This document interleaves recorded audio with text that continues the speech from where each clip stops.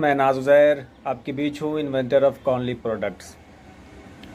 आज मैं आया हूँ आपके बीच चर्चा करने के लिए, बात करने के लिए कि अभी की जो हालात है, अभी की जो सिचुएशंस है, खासकर एक रिसर्चर्स के लिए किस तरह की परेशानी होती है, किस तरह की परेशानियों से का सामना करना पड़ता है। वो जानते हैं वो क्या चीज़ है? वो चीज़ है मोटिवेशन, सेल्फ मोटिवेशन। खुद को कैसे मोटिवेट करें, कंटिन्यू एनर्जी मेंटेन कैसे करके रखें आप। एक बहुत बड़ा चैलेंज है एक रिसर्चर्स के लिए, एक बहुत बड़ा चैलेंज। दोस्त, प्रॉब्लम्स क्या होती है? एक बेवकूफ़ और जाहिल आदमी जो कि कहीं पर कोई अलग काम करता है, कोई दूसरा तीसरा काम करता हुआ होता है, जिसका एजुकेशन से कोई लेना देना नहीं है, वो भी आप पर उंगली उठा देता है कि भाई तुमने ज़िंदगी में क्या किया, आपका अचीवमेंट क्या है। क्यों?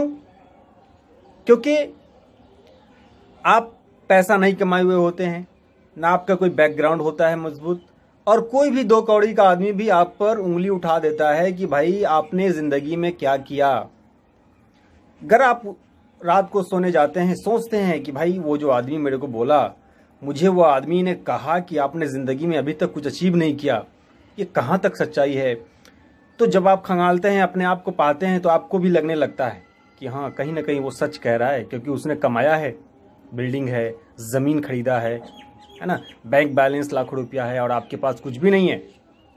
तो यहाँ पर मसला ये आता है, यहाँ पर परेशानी ये होती है कि रिसर्चर्स के साथ कि कैसे खुद को मोटिवेट करें, एनर्जी कैसे मेंटेन करें, ऊर्जा कैसे अपने अंदर बरकरार रखें।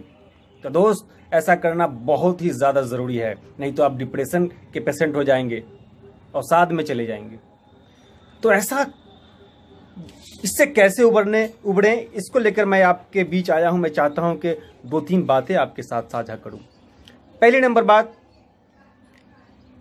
आप अपने आप को 4 साल 5 साल पहले वाला महसूस कीजिए।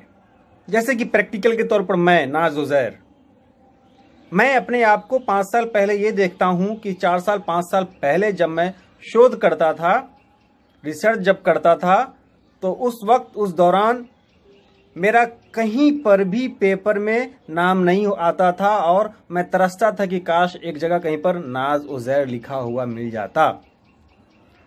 तब मैं सोचता हूं, मंथन करता हूं कि 5 साल के बाद आज पहली बार जो पेपर में मेरा आया था 2017 में,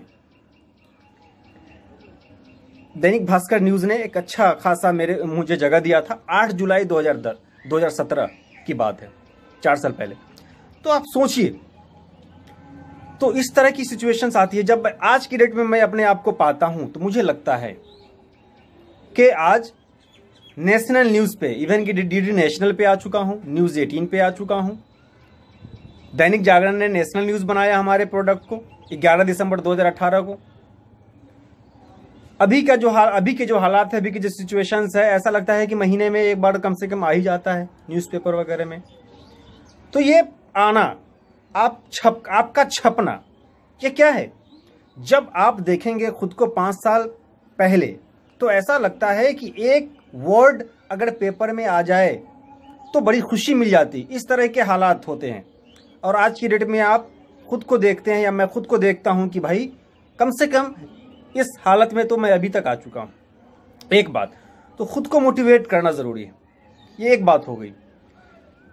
कम से कम खुद को खुश रखें और एनर्जी मेंटेन करके चले, क्योंकि एक रिसर्चर्स के साथ मसला ये है कि कोई भी आदमी, दूसरे लोग आपके साथ ही आपको मोटिवेट करने के लिए नहीं आएगा कि भाई साहब आप जो कर रहे हैं अच्छा कर रहे हैं। 2 कौड़ी का आदमी भी आपको उंगली उठा देगा, आपके काम को ऊपर उंगली उठा देगा भाई, जो आपके फीलिंग्स को भी नहीं समझता है, जो समझता भी नहीं कि what is invention, what is research and what is the life of a researcher, वो कुछ भी नहीं जानता है। हिंदुस्तान के जो हालात हैं कि रिसर्चर्स को सही इज्जत मिलती है उसके मरने के बाद ही। ज़्यादातर रिसर्चर्स को मैंने ऑब्जर्व किया है, ज़्यादातर रिसर्चर्स का हाल यही है। तो उनकी बातों पर आप ध्यान न दें। खैर, ये अलग टॉपिक है, मैं इस टॉपिक पर भी एक वीडियो बनाऊंगा, लेकिन फिलहाल मैं अभी चर्चा कर रहा हूं कि जो हमारे देश के जो हालात हैं, आप कितना दौड़िएगा, कितना नेताओं के पास जाइएगा, कितने बड़े बड़े उद्योगपतियों के पास जाइएगा रिसर्च करने के बाद। मैं कहूँगा भाई साहब आप कहीं मत जाइए, आप सिर्फ और सिर्फ सेल्फ मोटिवेशन पे फोकस कीजिए और अपने काम पर फोकस कीजिए। मैं खुद बहुत दौड़ा हूँ, बहुत भागा हूँ रिसर्च करने के बाद। एक बात तो हो गई कि खुद को खुशी में महसूस कीजिए कि मैं पेपर में एटलीस्ट या न्यूज़पेपर वगैरह में या टीवी वगैरह पे मैं आ चुका हूँ। कम से कम वैसे लोगों से बेहतर हूँ जिन लोगों का अभी तक पेपर में या टीवी पे नाम नहीं आया है। ऐसा सोचकर आप खुद को सेटिस्फाइड कीजिए, खुद को खुशी महसूस कीजिए, क्योंकि एनर्जी वहीं से आएगी। जब आप खुश होंगे तो एनर्जी डेवलप होगा, एनर्जी क्रिएट होगी। अगर आप डिमोटिवेट हो जाएंगे, कोई भी आदमी आकर उंगली उठा के चला जाता है, तो वहीं से अगर आप डिमोटिवेट हो जाते हैं तो यकीन मानिए धीरे धीरे आपका एनर्जी लेवल डाउन हो जाएगा और आप जो पॉजिटिविटी की तरफ आप बढ़ रहे थे, रिसर्च करने की तरफ आप बढ़ रहे थे, आप फेलियर हो जाएंगे। एक बात ये होगी। दूसरी बात कि जब आप 5 साल बैक जाएंगे तो पाएंगे कि जब मैं रिसर्च करता हुआ होता था तो मेरा रिसर्च सक्सेस नहीं था। मतलब एक तनाव में रहता था कि भाई कामयाबी मिलेगी नहीं मिलेगी, कब मिलेगी।